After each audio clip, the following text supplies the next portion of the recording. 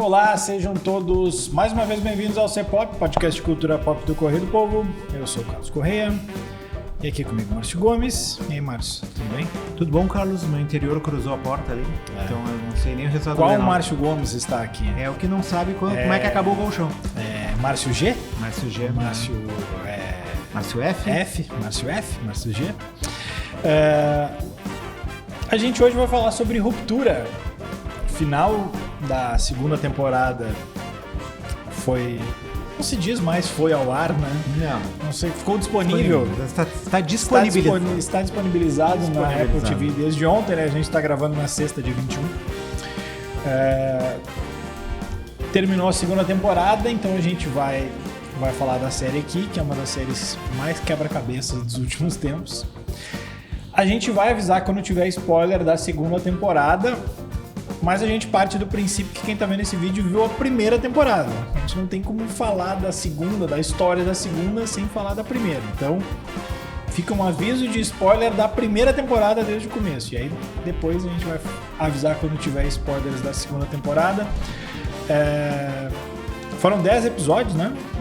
10 episódios, a série criada pelo Ben Stiller, capitaneada aí pelo Adam Scott, que acho que até então era o cara mais conhecido pelo Parks and Recreation, mas agora acho que ele vai ficar mais conhecido pela Ruptura, né? Até porque o Parks and Recreation tinha... Ele não era o protagonista em si, né? Mas enfim. Os atores, eu acho que só a Patrícia Arquette que tinha papéis importantes. Do Ruptura? Isso. Que faz a senhorita Cobell. Importante, sim. Tem a Gwendolyn Christie ali que fez o Game of Thrones e Star Wars. Mas né? é mais recente, né? A Patrícia Arquette tem um... Sim, a Patrícia Arquette foi protagonista em muitos filmes, né? A Gwendolyn ainda não emplacou um sucesso como protagonista, né? Emplacou vários sucessos. Como a gente falou no Game of Thrones. E como é que é o nome dela? É Brienne, né? Brienne. Enfim, vamos subir a trilha aí pra gente poder falar de Ruptura.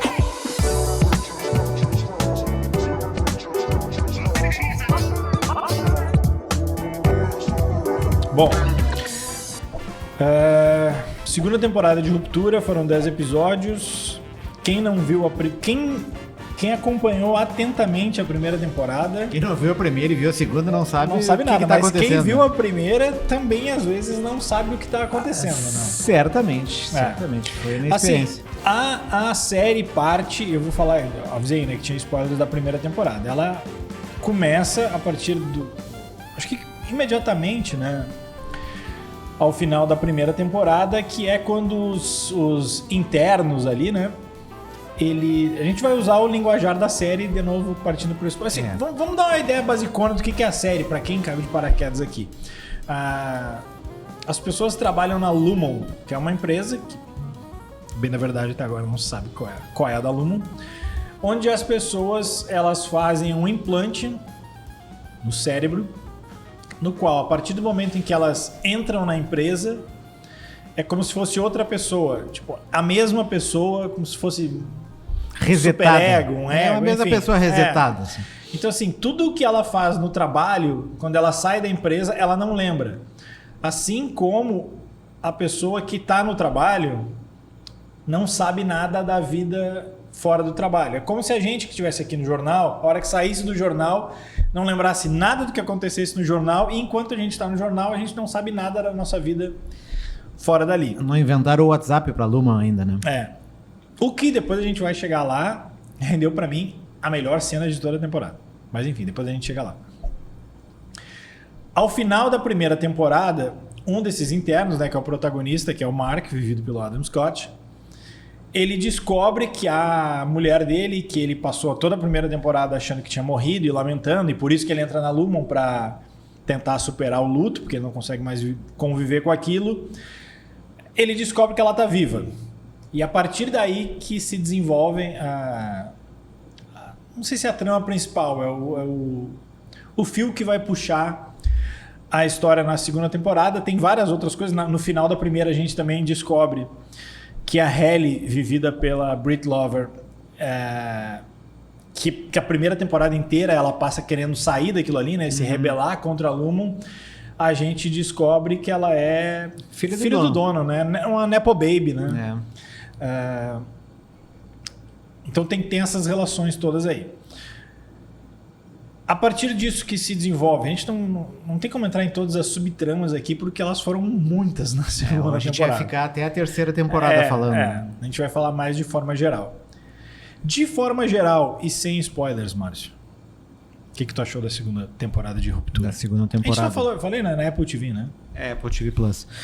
Ela amplia bastante o escopo da primeira, né? Que já tinha dado um indicativo no momento que eles conseguem sair, os internos, né? Conseguem sair e fazer contato com o mundo exterior, mesmo que seja por um breve momento, naquela mega operação que eles fizeram para conseguir isso, assim, já deu indicativo de que ia abrir o universo ali. Foi um pouco o que aconteceu, assim, a gente descobre não só um pouco mais da vida de cada um deles ali, né, que começa a ganhar um pouco mais de profundidade as relações deles fora da Lumon, mas também da galera de dentro da Lumon e da própria história da Lumon, assim, tanto da senhorita Cobell, que é a Patrícia Arquette, a família dela num dos episódios. Então a gente consegue... A série ganha um universo ainda maior. O que já era complicado e cheio de detalhes ganha uma gama muito maior de elementos assim, para o pessoal debater e tentar entender. Assim. Ela continua sendo uma série que te exige uma atenção muito forte, né? Não pode... Eu estava comentando isso com o Wilson aqui, que às vezes faz a edição do nosso podcast, que eu me distraí por 15 segundos, porque antes de ver o episódio final, ontem eu tinha visto uma cabine virtual de um filme que a gente vai falar semana que vem, e eu fiquei pensando por 15 segundos no final daquele filme, e 15 deu uma informação, acho que a Ellie falou alguma coisa e eu perdi, e daí tu já começa a ficar completamente perdido na história, assim. O que é um problema, que também eu sofri, para quem entra na segunda temporada sem rever imediatamente a primeira. Né? Porque, por mais que tenha uma recapitulação ou que tu vá atrás, tem muitos elementos que te fogem. Então, eu demorei alguns episódios para conseguir me situar e entender o que estava acontecendo. Assim. Porque são muitos detalhes, são muitas tramas paralelas, então é uma série que te exige. Né? Te exige não só atenção, como uma dedicação maior para tu tentar aprender tudo que está acontecendo. Assim. Dito tudo isso, eu acho que essa temporada teve episódios magníficos, assim, eu acho que tem alguns muito bons, episódio que eu gostei bastante, assim, episódio que eles saem e vão, tipo, para um retiro do trabalho, assim, que é na neve, no exterior lá, achei um baita episódio, assim, tanto cinematograficamente como também em termos de avançar a narrativa, assim, as referências que eles fizeram, essa é uma série que bebe muito no Lost, assim, dá para notar, o Lindelof, que foi o cara que criou o Lost, é um fã da série também. E o episódio final, que foi o episódio que a gente viu ontem, é o que está mais presente, assim, que depois a gente vai discutir, acho que de uma forma mais detalhada, bastante empolgante, assim, eletrizante. A gente pode até comparar se ele foi melhor com o final da primeira temporada ou não. Eles tomaram algumas decisões diferentes justamente para fugir dessas comparações e para não terminar no mesmo cliffhanger que terminou a primeira, assim. Mas, a série vinha do episódio 8º e do episódio 9º num ritmo diferente, muito mais lento, assim, as coisas demorando um pouco mais para acontecer. E daí chega no 10º e parece que é um turbilhão de coisas, desde o começo, ele com a câmera de vídeo ali, até o final, que é com a tentativa de resgate lá. Então, eu acho que ela termina em alta, depois a gente pode discutir se é a melhor série do ano ou não, porque a gente falou de adolescência semana passada, né, Carlos Corrêa? Mas é uma série que eleva a barra, assim, de todas as outras, é um investimento forte da Apple, né, e que está tendo retorno. Às vezes tu tem investimento forte que não dá retorno, né? Netflix é campeã de fazer isso, de botar grana em muitas produções que não vingam. Essa não, ela tem muita grana ali, mas é uma série que dá resultado, é a série mais vista, passou o Ted Lasso há pouco tempo, então... E já foi confirmado uma terceira temporada, se alguém tinha dúvida que ia ter, né? Mas eles confirmaram hoje no podcast oficial da série, lá o podcast oficial do Service, o Ben Stiller confirmou que vai ter uma terceira temporada e que eles prometem que não vai demorar tanto. Até brincaram que até 2047 a série tá aí e tal, a terceira temporada tá aí, porque a primeira para a segunda demorou 3 anos, teve a greve dos roteiristas e tal. E da segunda para a terceira não deve demorar tanto, talvez leve 1 ano, alguma coisa assim.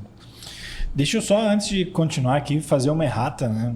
Que a gente disse que quem tinha se destacado ali dos atores era o Adam Scott e a Gwendolyn Christie, e a gente simplesmente ignorou que tem John Turturro e Christopher Walken, né? Que a gente estava pensando nos protagonistas. Que até eu acho que o final do John Turturro nessa temporada, eu acho que deixa pra mim um ponto de interrogação que a gente pode discutir depois. Acho que sim, mas só pra lembrar que esses são talvez os dois atores mais consagrados de todo o elenco, Turturro, né? Claro. E o John Turturro. É que ele não tava no Jonathan, né? Ele não apareceu no décimo, a gente esquece. Né? E o Christopher Walken também, acho que junto com a Patricia Arquette, em termos de nome mais de nome de mais experiência. Assim, Christopher Walken fazendo o papel de Christopher Walken. Né? Exatamente, já entrou nessa aí. Inclusive, eu fiquei numa dúvida depois a gente discute. Assim, eu gostei mais da primeira do que da segunda. Da segunda do que da primeira. Eu achei interessante a primeira, mas eu não consegui entrar no hype que a galera tava. Eu achava uma série cansativa. O ritmo dela não me agradava na primeira. Nessa segunda eu gostei mais, assim. Eu brinquei com o Márcio lá no começo, acho, da série, assim, no segundo ou terceiro episódio. Eu disse, cara, isso pra mim tá virando um Lost corporativo, assim. Porque eu fazia muitas analogias com o que era Lost. Que assim... E essa segunda temporada me fez aumentar essa ideia. Por quê? Porque a série... mais na segunda temporada que na primeira, tu percebe como ela está preocupada em construir a sua mitologia. Sabe? Não são todas as séries que fazem isso. Assim. Tem séries que duram muito tempo e não constroem isso. Assim, são poucas. Vamos lembrar aqui, acho que Lost, Arquivo X era uma série que também construía, né, os seus mistérios aqui. E sempre tinha uma coisa... que tu deixava para que o público criasse as suas teorias. O Fringe tinha, lembra? Fringe tentou ser. Depois do Lost, todos tentaram ser Lost naqueles anos ali, né? Tinha o Flash Forward, lembra? Isso. Assim como logo depois do Arquivo X tinha o Millennium. Heroes. Lembra do Heroes? O Heroes começou bem, depois né? Desandou de uma tal forma. Enfim, é uma série que ela se preocupou em criar a sua mitologia, e isso ficou muito evidente na segunda temporada, quando tem pelo menos 2 ou 3 episódios que são dedicados a meio que um personagem. Tem um episódio só para a Sra. Cobel, tem um episódio só para Gemma, tem outro episódio que não é para nenhum personagem, mas é o episódio que tu vê mais da empresa em si, eu digo literalmente, assim. Tu vê os outros andares, assim. Tu vê que o elevador, eles dão um plano e aí tu vai lá para baixo, que tem umas pessoas que tu não sabe o que elas estão fazendo, se elas estão só observando, se elas estão só vigiando ou não. Mas enfim, a série deu muito mais elementos. Também, assim como Lost, é uma série, e eu acho mais até do que Lost, e nesse sentido eu prefiro o que Lost fazia, que é o seguinte: para tu entender bem mesmo essa série, só a série não basta. Tu tem que buscar material fora. E acho que isso é pensado para criar engajamento. É uma série que se presta muito à criação de teorias. Tem gente que achava que tinha a ver com clonagem, né? Que uma vez tu falou. Sim. Ontem eu vi que tem uma teoria que, na verdade, a Lumon busca a imortalidade. Não está claro ainda o que é a Lumon, nem o que eles buscam. O que me parece, do que ficou evidente dessa temporada, é que eles buscam acabar com a dor. Com o luto. Mas esse é o teste com a gema ali que eles fizeram no final ali. Mas tem toda uma parada, tem toda uma teoria de que eles querem reviver lá o Kier, esqueci. O cara, assim, eu já vejo um pouco mais. Mas assim, tem teoria para tudo quanto é lado. E isso causa muito engajamento. As pessoas veem não só para ver se a sua teoria vai ser confirmada, mas também para ver qual teoria pode casar. Sim. E assim, a série, ela não é uma série misteriosa, mas ela deixa muito espaço em branco para tu preencher. Tu não sabe em que tempo se situa essa série. Não. Ela não diz que tempo é. Tipo, as cenas externas não tem uma noção de tempo ali. Mas assim, pelo fato da ausência da tecnologia, tu não tem celular. Não tem celular. Tem celular? Tem celular. Então perdi, não. Tem celular. Então, assim, em tese, tu sabe que é de 2000 pra cá. Quem é que usa o celular na série? Tem celular. E tem um momento em que alguém... Eu vi nesses vídeos do YouTube. Que alguém dá um close quando ele entrega os documentos e tem uma carteira dele. E aí tem 2 datas, que são 78 e 2020. 2020 pode ser a carteira que está expirando, pode ser aquele ano. Mas enfim. Só que assim, as cenas externas, tipo, tem essa que eles vão para outro lugar, é um lugar afastado, tu não sabe nada, é umas cabanas. No último episódio também, que eles vão propriamente umas cabanas. No primeiro era cabana de barraca, né? Não é nem cabana. Nesse último episódio eles vão para umas cabanas, ou mesmo quando eles vão ali para casa de um de outro, é sempre assim, de noite, uma cidade isolada, mesmo a cidadezinha portuária, né, que é a da senhora Coble, não tem uma noção de tempo ali, tu não sabe como é que está situada essa série. Até porque é uma cidade que já está meio, né, aquela cidade que tinha uma grande empresa, daí a empresa saiu dali e a cidade sofre os efeitos econômicos da saída da empresa, que também, é a Lumon, no caso. E também tem uma parada de, acho que no caso mais estética, que eu vi numa entrevista, posso estar falando bobagem, porque eu vi muito en passant, que os criadores também se inspiraram em parte. Tu lembra daquele episódio do Black Mirror, que é o Joy Ham, que ele tá dentro de um... Tipo, ele tá dentro de uma miniatura, onde ele tá, o tempo passa diferente. Então, tipo, tu vai ficar 10 minutos ali, é como se para ele fosse 20 anos. Então, assim, por que daqueles cabritos?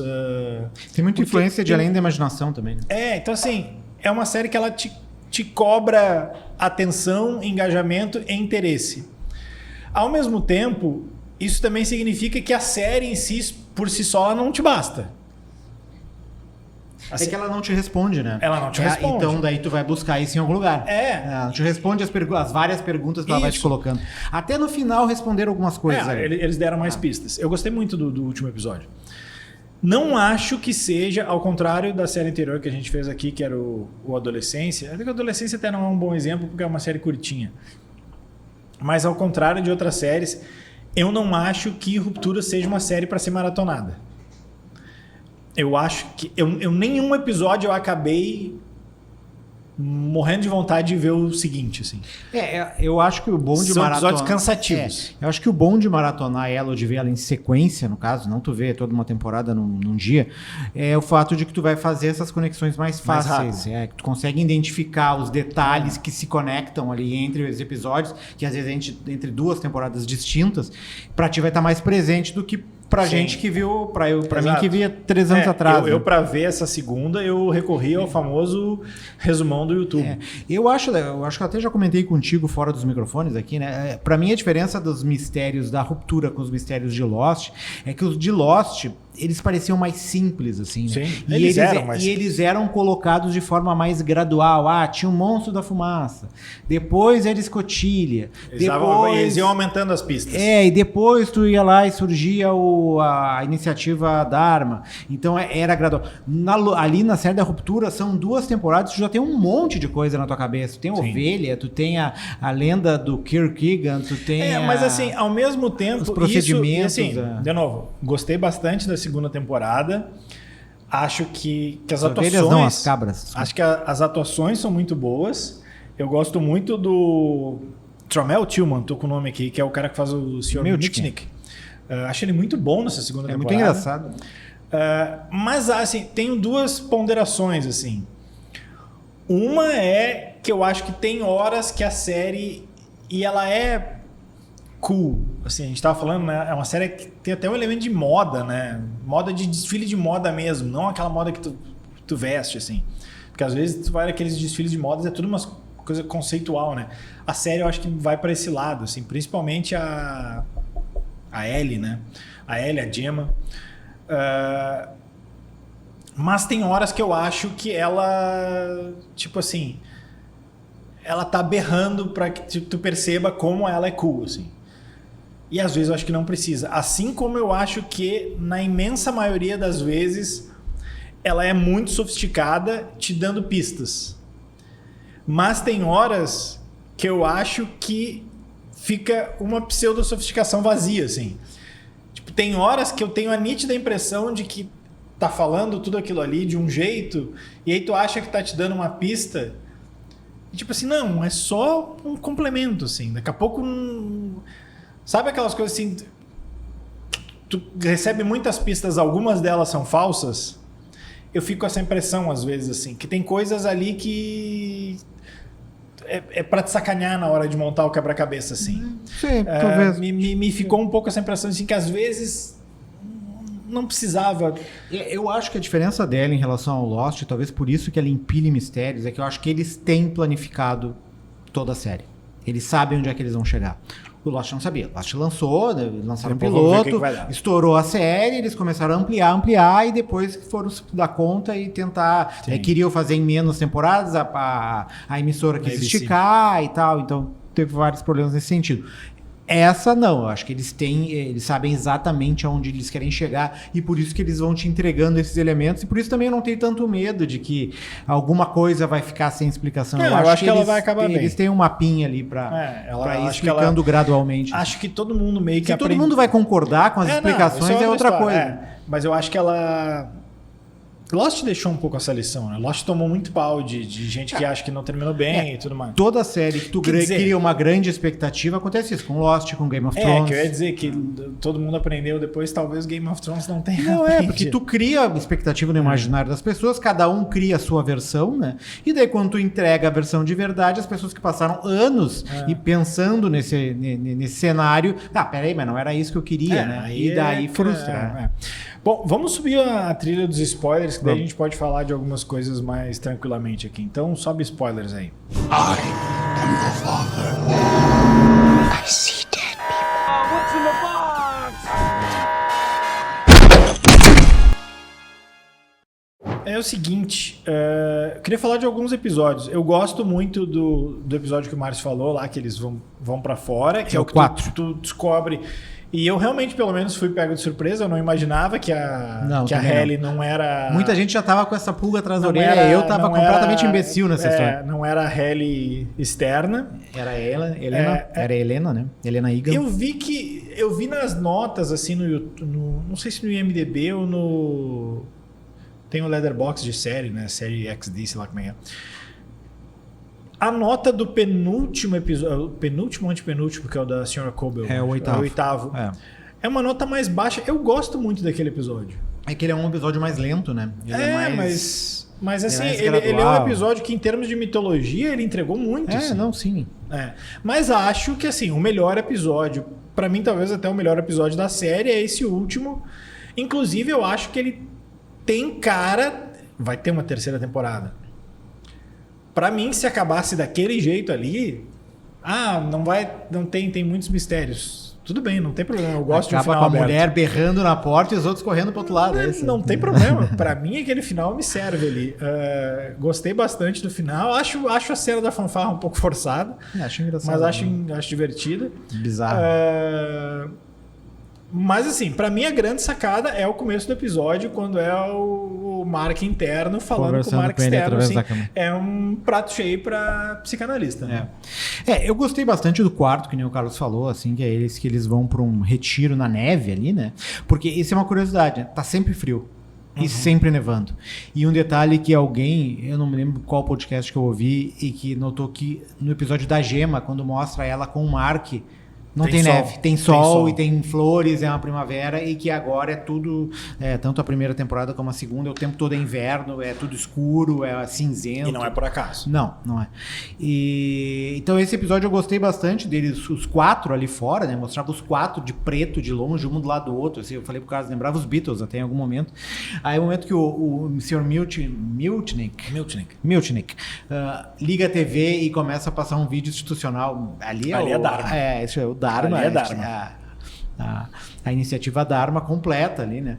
E tudo que se desenrolou ali, tanto a descoberta de saber que era a Helena e não a Helen que estava ali interagindo com eles, mas também a finalização do Irving, que é o personagem do John Turturro, né? Que tenta afogar a Helen para ela confessar que ela não era quem ela dizia ser, e daí ele é expulso da companhia ali, né? E daí é a primeira vez que tu nota que eles encaram essa expulsão como uma morte, né? Porque daí essa temporada faz muito isso, essa dissociação entre os dois, né? O interior e o exterior, mas o interior não como uma segunda personalidade, mas como uma nova vida, Sim. né? É todo um universo deles, e eles começam a entender a demissão e a saída dali como uma morte mesmo, né? Sabe o que me lembrou? Tem a parte do diálogo do Mark. E isso linka com o diálogo dos dois, que é ele descobrindo que o cara é outra pessoa completamente que não concorda com ele. Não, e sabe o que me lembrou? Posso estar viajando muito. Tem um dado momento dessa conversa que ele diz assim... se tu acabar com a Lumon, a gente vai acabar. Tipo, nós vamos sumir. E essa vida que eu tenho, ela pode não ser muita coisa, mas é a vida que eu tenho. É o pouco que eu tenho. É pouco, mas é meu, né? Exato. Um pouquinho, mas é meu. Sabe qual? Eu fui muito longe. E não acho que tenha relação, mas estou dizendo só o que me lembrou. Me lembrou o personagem do Rutger Hauer no Blade Runner. Que é os androides que eles têm data para morrer. E tipo, eles, com toda a justiça, se rebelam contra isso, assim. É um pouco... E ele tem razão no que ele fala. Que eles, assim... Tá, beleza. Que legal. Acho legal que o Mark externo... Acho legal que tu se relacionou com alguém aí também. Ele tá, cara. Mas, assim... A gente vai juntar as nossas memórias. Tu tem muito mais memória que eu. Tu vai ficar com a tua esposa. Não, mas a gente vai se juntar... Sim, mas a pessoa que eu gosto não vai fazer esse processo. Que é a questão da reintegração, né? Que é aquela que tu une as duas personalidades, tu assim, quebra a barreira que separa os dois. E tem uma outra parada que, assim, às vezes tem séries com ótimas premissas que é um desperdício de ideias lá pelas tantas. Para mim, um dos grandes méritos de Ruptura é eles sabem aproveitar todas as boas ideias. Assim, as tramas dessa temporada são muito boas. A trama da mulher do Dylan, que vai conhecer ele e ela passa a ter um caso com outro ele. É traição ou não é traição? É traição ou não é traição? Cara, Neymar responde. Aquilo ali é muito maluco. Sabe? O Mark falando com o Mark, o triângulo amoroso de duas pessoas, a relação do Irving com o Burt. Com o Burt. Que é o Christopher Walken. Que talvez seja a cena mais romântica de toda a série, a despedida deles ali. O Burt que parece ser um sacana, né? Tu começa a te dar conta. Pois é, mas... Ele é um Christopher Walken, né? Que geralmente é um vilão. Porque ao mesmo tempo ele diz que ele entrou pra Lumon pra tentar esquecer um lado vilão dele. Mas ele também diz, eu não posso saber pra onde é que tu vai. Então ele sabe de alguma coisa, o que eu não sei. Não sei. Né? Pode ser aquela coisa assim, os caras vão vir atrás de mim, aí eu, sei lá, vão me torturar e eu vou ter que falar. Ou tem mais, assim... ele sabe mais do que quer dizer. E até o companheiro dele é o cara do Fringe, né? A gente tinha falado do Fringe aqui. Isso. O Walter.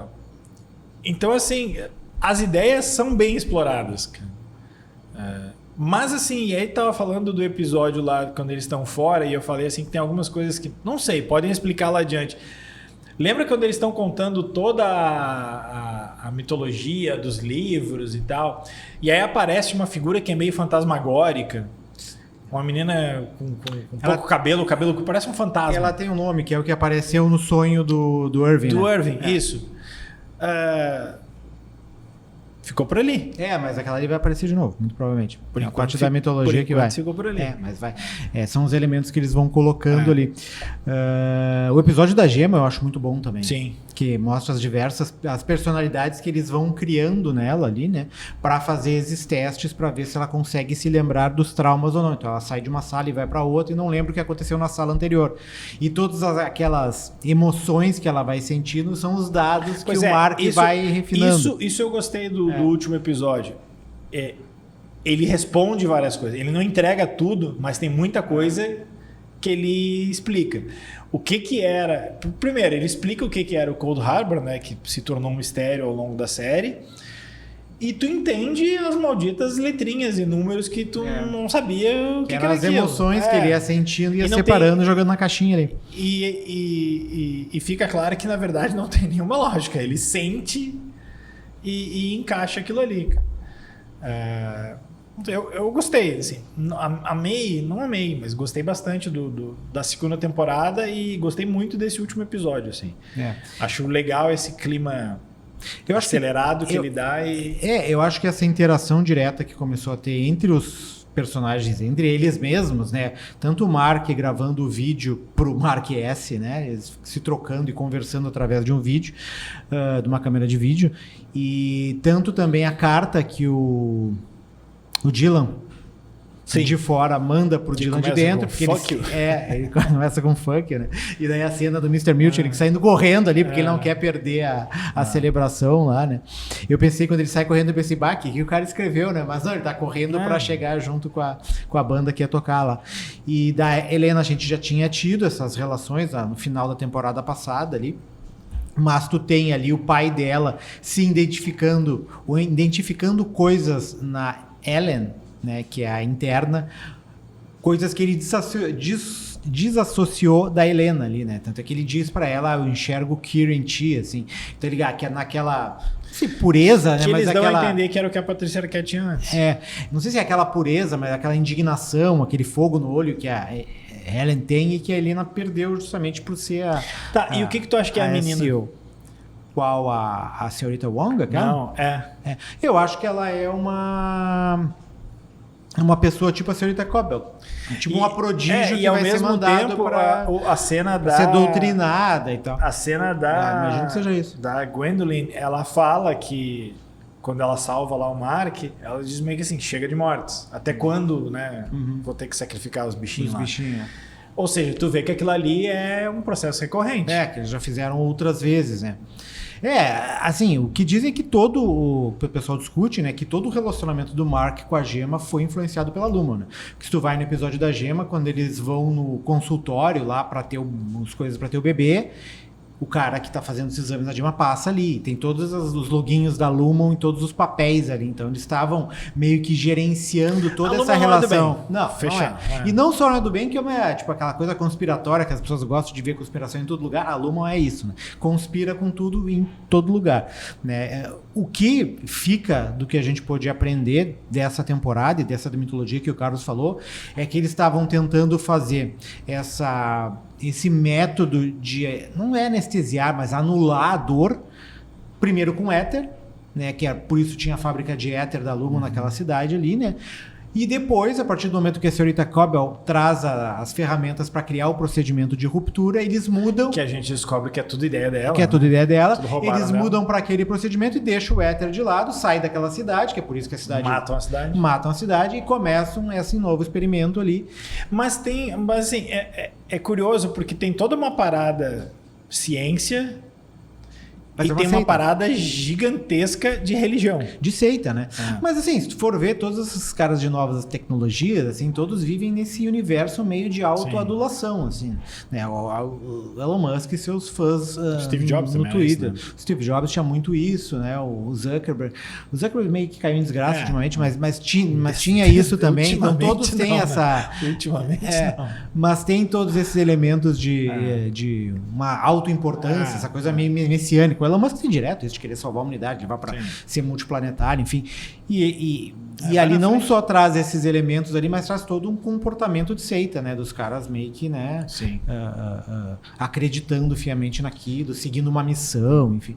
Dito tudo isso, já é hora de eu te perguntar... Ruptura ou adolescência? Eu acho que antes... são muito diferentes. Eu acho que antes a gente podia falar um pouco do final do episódio. Tá. Que é a parte que o Mark toma a decisão, né? Se ele vai sair... interno. Se ele vai sair para ficar com a Gemma. Explica um pouquinho a cena, então. Tá, a cena eles resgatam a Gemma ali, né? A Gemma, no caso, né? E ela se dá conta que é a Gemma, eles se abraçam e tal. E quando eles estão saindo, ele empurra não, né? Mas ele diz para ela sair para fora, tá?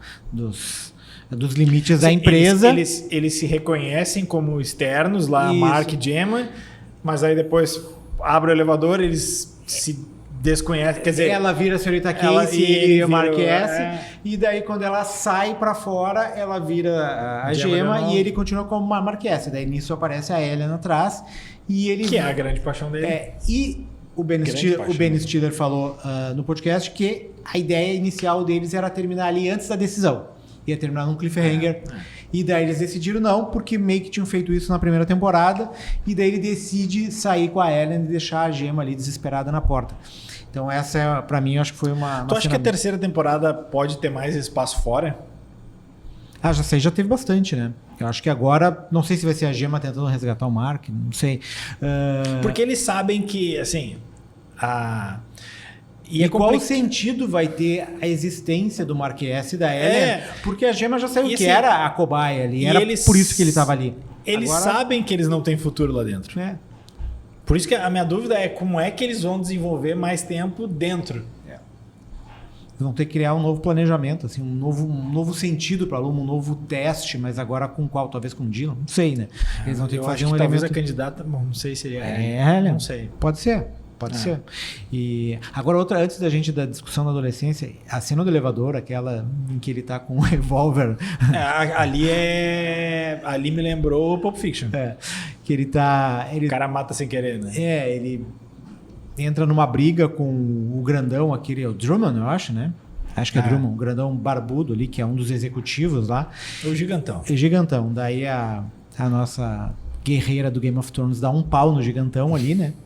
Ele pega a arma e vai saindo com o cara no elevador, e no elevador ele passa pelo processo de ruptura ali, né? Vira toma outro cara, toma um susto e dá um tiro e mata o cara. Foi a maneira que eles conseguiram resolver para ele poder acessar ali depois a área onde estava a Gemma, poder usar o sangue. Acho que não é uma série com furos de roteiro. Não.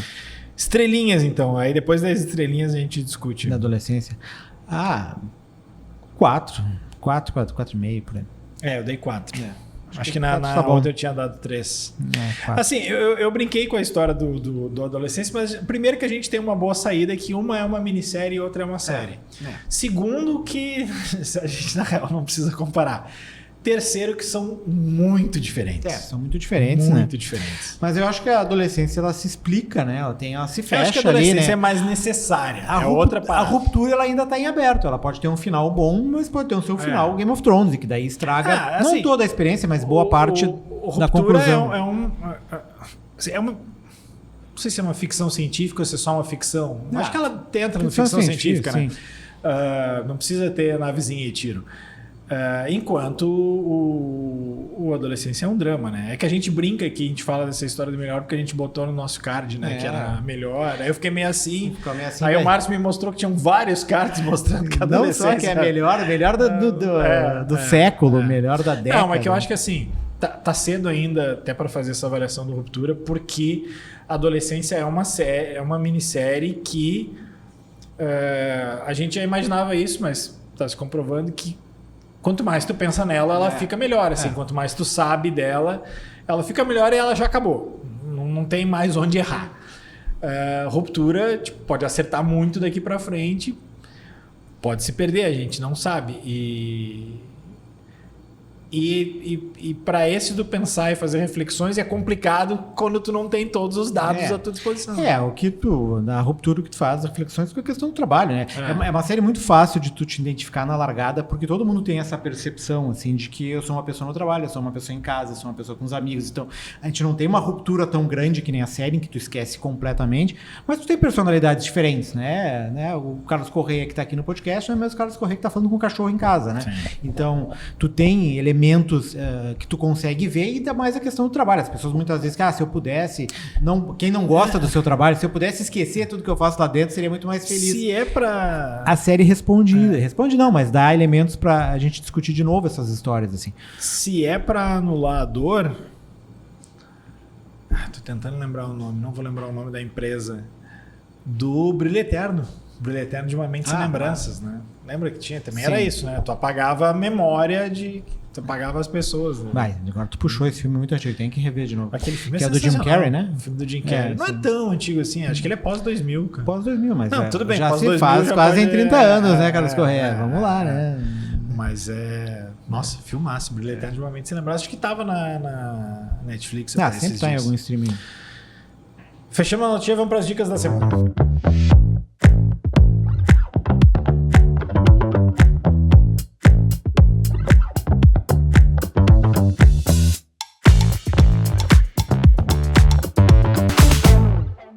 Começa aí, Márcio. Então, a minha dica, assim, uma dica, a gente dá sempre da dica de filme ou de série, eu vou dar dica de um podcast, porque ele casa um pouco com essa história da ruptura, assim, do esquecimento de determinados elementos, assim, que é um podcast daquele Rádio Novelo Apresenta, Sei. O Apagão. Era o desse do Apagão, não vi. Apagão é a história de uma mulher que ela acorda numa cama de hospital e tá do lado um cara que ela tinha feito uma entrevista, tinha encontrado numa entrevista de emprego. E daí ela estranha o que esse cara tá fazendo aqui, chama os médicos, chama a família dela. E no fim o que ela acaba descobrindo é que ela apagou 20 anos da vida dela. Aquele cara que tá do lado dela, ela casou com aquele cara, teve uma vida e uma filha com aquele cara, só que ela sofreu um acidente, umas condições médicas, agora não me recordo, e dentro dos procedimentos que ela fez no hospital, alguma coisa, eles imaginam que seja na anestesia ou na medicação, meio que apagou 20 anos da memória dela. Ela não tem, a última referência dela que ela tem é ela com 20 e poucos anos, se eu não me engano. O último save que ela deu. E ela tem quase 50, tem 40 e poucos. Então ela não lembra da filha, não lembra do marido, e daí tem que reconstruir toda a sua história com essa estranheza, né? Tipo, tem uma relação completamente diferente com a filha, porque não sabe quem é aquela criança, que na época era uma criança, agora já é uma adolescente. Então, todos esses elementos de ruptura, de tu apagar, claro que não é uma coisa tão, né, ficção científica, né? Ela realmente perdeu vários anos da vida, assim. Mas é um caso que mostra essa nossa desconexão, assim, de linhas temporais, assim, de como isso nos afeta, como a gente fica desorientado e como impacta, assim. Então é um episódio bem interessante. Ele é de 30 de janeiro desse ano, O Apagão. Tem a Neide, no caso, que é a mulher que passou por esse problema, assim, que passa ainda por esse problema, ela não recuperou a memória, aprendeu a conviver com as pessoas ali, mas não é a mesma coisa. Todos eles dão depoimentos de que a gente conseguiu retomar uma relação, mas não é a mesma relação que a gente tinha antes. Que bizarro. Muito bizarro. E ela lançou um livro também sobre essa história, em que ela conta a experiência dela. Então o podcast é O Apagão, da Rádio Novelo Apresenta. Viveu o 7x1, aí esqueceu o 7x1, e aí vão te lembrar que teve o 7x1. Exatamente. Caramba. Bom, minha dica depois dessa aí, qualquer dica que eu der agora, ela vai parecer bobinha. Então não tem problema. Esses dias eu já tinha visto elogios e eu tinha ficado um pouco com o pé atrás, porque o primeiro filme eu tinha achado legal, mas bem mais ou menos, nada demais, que era aquele Sorria, de terror. Sim. E agora entrou no Paramount Plus, eu vejo pelo Prime, mas acho que dá pra ver sozinho também. Entrou a sequência, né, o Sorria 2, e ele é muito melhor do que o primeiro. Assim. É. Ele é um filme de terror, assim, tenso, estranho, com mortes muito violentas, te causa estranheza assim, no filme. E assim, os sustos eles são quase todos jump scares, mas é aquilo, tu sabe que vai se assustar, e aí tu fica olhando ali, vai vir o susto, vai vir o susto, vai vir o susto, e tu fica olhando ali e o susto vem daqui, assim. Funciona assim. Depois tu toma o susto e depois fica rindo, assim. Mas achei interessante, assim. Fazia tempo que eu não achava um filme de terror, ainda que convencional, funcionasse tanto, assim. Gostei bastante de Sorria 2, entrou no Paramount. Talvez tenha também para... Acho que todos esses que a gente fala aqui tem para aluguel também, né? E acho que era isso, né? Essa semana já foram 3? Eu acho que foram teve 3. o Adolescência, teve o Alto Nights. E agora teve a Ruptura. Nunca vou parar de falar isso. Pior título de filme esse. Alto Nights. The Alto Nights. Máfia e Poder. Quem é que tá com a edição neste? Ninguém se mexeu. Felipe Gerlach. Felipe Gerlach acaba de descobrir que ele vai editar esse programa. A gente vai ficando por aqui. Tem cabine semana que vem? Tem cabine semana que vem, mas é para filme só mais adiante. Né? Tá. Então a gente não sabe ainda o que a gente vai fazer semana que vem. Certo? Um abraço. Tchau.